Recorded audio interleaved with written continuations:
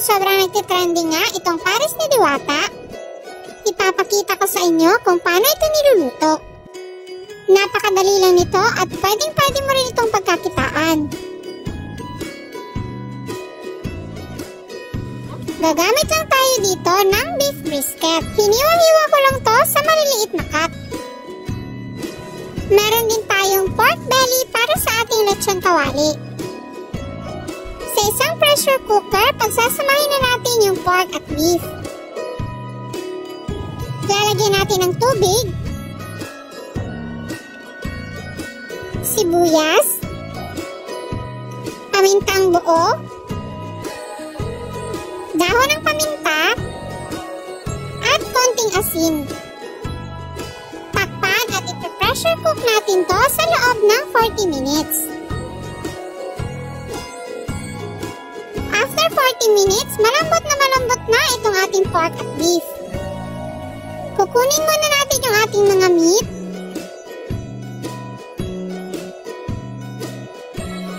Pati na rin itong beef. Huwag niyo itatapon yung sabaw, itabi niyo lang dahil gagamitin pa natin yan mamaya. Etong pork naman, lalagyan natin ng asin yung kanyang balat. Tapos, piprituhin na natin to sa mainit na mantika. Kailangan takpan dahil matalsik ang mantika ng lechon kawali. After 5 minutes, babalik na rin na natin. At eto, luto na nga yung ating lechon kawali. Panoorin nyo kung gaano ito ka-crispy.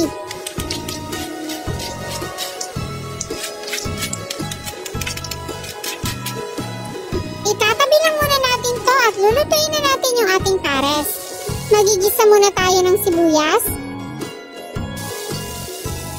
luya,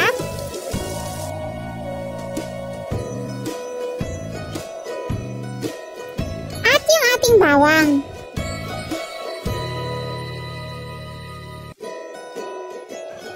Then, ilalagay na natin yung ating beef meat at gigisahin lang natin ito saglit.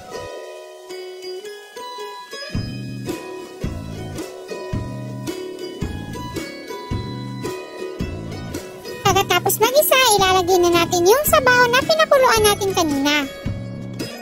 Star anise, 2 kutsara ng brown sugar, black pepper, at half ng beef cube. Naglagay din pala ako dyan ng toyo, hindi ko lang na-videohan. Haluin lang na mabuti at hintayin na kumulo. Kapag kumukulo na, maglalagay na tayo ng cornstarch slurry pampalapot ng ating sabaw.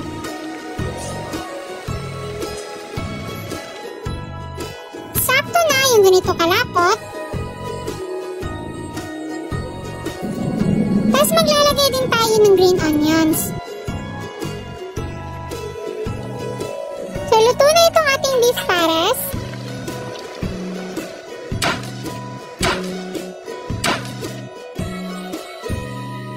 Tignan nyo naman itong ating lechon kawali.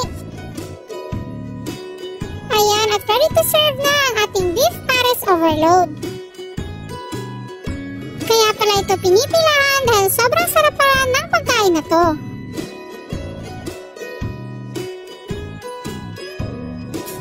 Lalagyan pa natin yan ng toppings na spring onions at toasted garlic. Hindi mo na kailangang dumayo pa sa malayo at pumila kung pwede ka naman magluto sa bahay.